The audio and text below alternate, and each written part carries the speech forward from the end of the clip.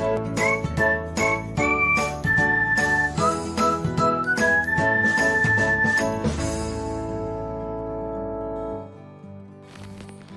everyone, welcome back to another episode of Technologyglance. In this video, I'm going to guide you through how you can delete a specific notification on Facebook. So, let's get started.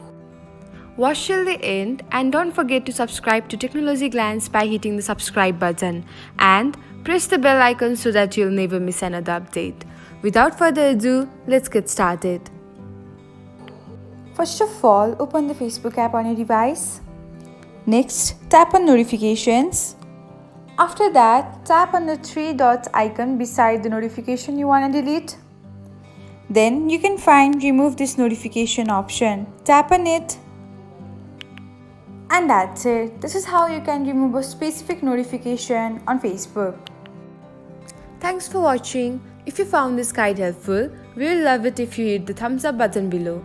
We upload great new tech tutorials like this one every day. So, don't forget to subscribe to our channel and hit the bell icon to get an update as soon as we post a video.